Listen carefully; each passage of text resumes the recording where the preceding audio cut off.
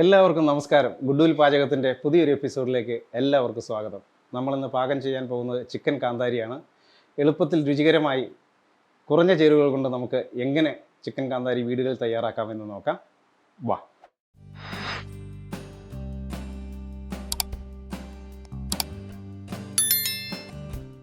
$400 gram chicken നമ്മൾ എടുത്തിട്ടുണ്ട്. നമുക്ക് ആ ചിക്കൻ ഒന്ന് മാരിനേറ്റ് ചെയ്യണം. അതിലേക്ക് വേണ്ടിയിട്ട് നമുക്ക് അല്പം ഉപ്പ് ചേർത്ത് കൊടുക്കാം. അതുപോലെ ഒരു പിഞ്ച് കുരുമുളക്, ഒരു ടീസ്പൂൺ ജിഞ്ചർ ഗാർലിക് പേസ്റ്റ് നമ്മൾ ചേർത്തിട്ടുണ്ട്. ഇനി നമുക്കിതിനെ നന്നായിട്ടൊന്ന് മിക്സ് ചെയ്ത് വയ്ക്കാം.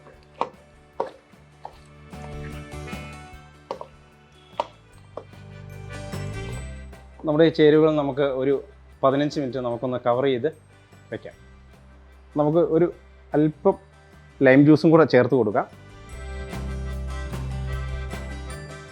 മസാലകൾ ചിക്കനിൽ ഒന്ന് സെറ്റ് ആവുന്നതിന് വേണ്ടിയിട്ട് നമുക്കൊരു 15 മിനിറ്റ് നമുക്ക് ഒന്ന് കവർ ചെയ്ത് വയ്ക്കാം. 15 ചെറിയുള്ളി നമ്മൾ എടുത്തിട്ടുണ്ട്. അതുപോലെ തന്നെ ഒരു 20 ചെറിയ വെളുത്തുള്ളി നമ്മൾ കട്ട് ചെയ്തെടുത്തിട്ടുണ്ട്. 2 കഷ്ണം ചെറിയ ഇഞ്ചിയുടെ പീസ്, ഒരു 25 കാന്താരി നമ്മൾ എടുത്തിട്ടുണ്ട്. അല്പം കറിവേപ്പില നമ്മൾ ചേർത്ത് കൊടുക്കുന്നു. മല്ലിയില, ഒരു പിടി മല്ലിയില നമ്മൾ എടുത്തിട്ടുണ്ട്. ഇനി നമ്മുടെ ചേരുവകളെല്ലാം നമുക്കൊന്ന് മിക്സിയിൽ ക്രഷ് ചെയ്തെടുക്കാം. കാന്താരി ചിക്കൻ തയ്യാറാക്കുന്നതിന് വേണ്ടി നമ്മളൊരു ചട്ടി വെച്ചിട്ടുണ്ട്. ചട്ടി ചൂടായി വന്നിട്ടുണ്ട്. നമുക്ക് ആവശ്യത്തിന് വെളിച്ചെണ്ണ ചേർത്ത് കൊടുക്കാം. ഏകദേശം ഒരു 50 ml വെളിച്ചെണ്ണ നമ്മൾ ചേർത്ത് കൊടുത്തിട്ടുണ്ട്. അതോടൊപ്പം നമുക്ക് കുറച്ച് കാഷ്നട്ട് ക്രഷ് ചെയ്ത് ചേർത്ത് കൊടുക്കാം. അത് നമുക്കൊരു ഗാർണിഷിന് വേണ്ടിയിട്ടാണ് നമ്മൾ ഫ്രൈ ചെയ്തെടുക്കുന്നത്. അതോടൊപ്പം നമുക്ക് കുറച്ച് ഉണക്കമുളക് കൂടി ചേർത്ത് കൊടുക്കാം. ഒപ്പം കുറച്ച് കറിവേപ്പില കൂടി.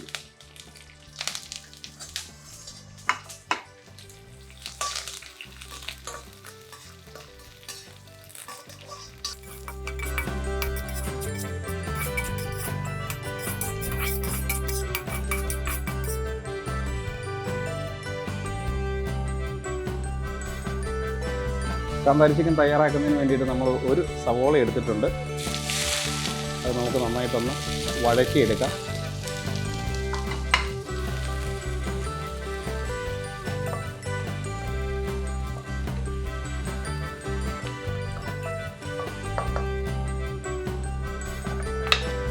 ഈ ഒപ്പം തന്നെ നമുക്ക് ഇതിലേക്ക് കുറച്ച് ഉപ്പ് ചേർത്ത് കൊടുക്കാം. നമ്മൾ ചിക്കൻ മാരിനേറ്റ് ചെയ്ത് വെച്ച് കഴിഞ്ഞപ്പോൾ അതിൽ ഉപ്പ് ചേർത്തിട്ടുണ്ട്. എന്നാലും അല്പം ഉപ്പ് നമ്മൾ ചേർത്ത് കൊടുക്കുന്നുണ്ട്.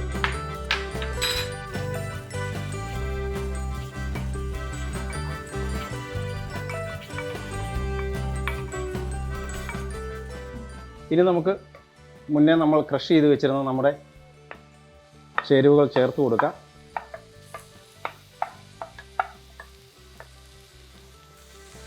നന്നായിട്ടൊന്ന് ഇളക്കി കൊടുക്കാം.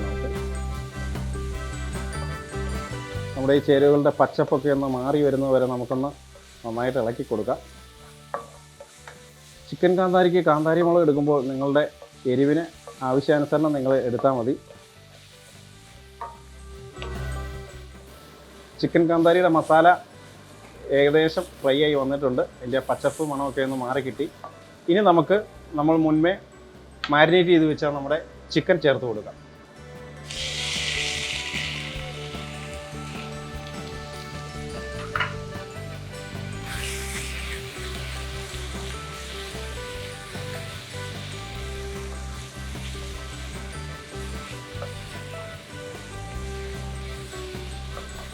ചിക്കൻ്റെ ജലാംശം വറ്റുന്നത് വരെ നമുക്ക് മസാലയോട് കൂടി നന്നായിട്ടൊന്ന് ഇളക്കി കൊടുക്കാം. ചിക്കൻ്റെ വെള്ളം നന്നായി വറ്റി വന്നിട്ടുണ്ട്. ഇനി നമുക്ക് ഇതിലേക്ക് അല്പം ഗരം മസാല ചേർത്ത് കൊടുക്കാം. ഒരു പിഞ്ച് ഗരം മസാല മതി.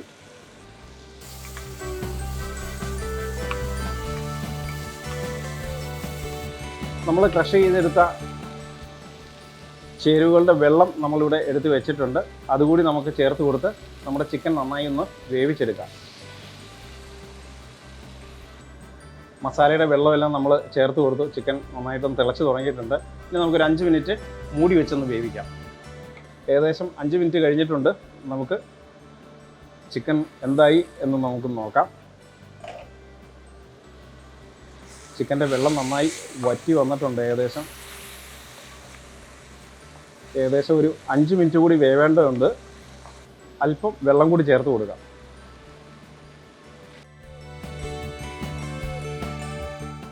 വീണ്ടും ഒരു 5 മിനിറ്റ് കൂടി നമുക്ക് മൂടി വയ്ക്കാം. ചിക്കൻ വേവിക്കാൻ നമ്മൾ വെച്ചിട്ട് ഒരു 10 മിനിറ്റ് കഴിഞ്ഞിട്ടുണ്ട്. ഇനി നമുക്കതൊന്ന് തുറന്നു നോക്കാം.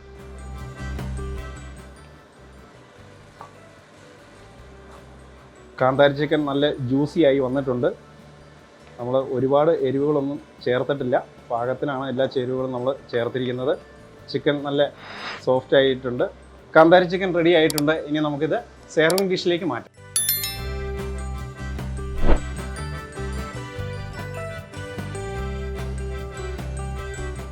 നമ്മളിന്ന് തയ്യാറാക്കിയ ചിക്കൻ കാന്താരി നിങ്ങൾക്ക് എല്ലാവർക്കും ഇഷ്ടമായെന്ന് കരുതുന്നു. നിങ്ങളുടെ അഭിപ്രായങ്ങൾ കമൻറ്റായി രേഖപ്പെടുത്തണം. ചെറിയ ഒരു റെസിപ്പിയിലാണ് നമ്മൾ രുചികരമായി തയ്യാറാക്കിയിരിക്കുന്നത്. തീർച്ചയായും നിങ്ങൾ ഇത് വീടുകളിൽ ട്രൈ ചെയ്യണം. അടുത്ത എപ്പിസോഡിൽ പുതിയൊരു നാടൻ വിഭവവുമായി നമുക്ക് വീണ്ടും കാണാം.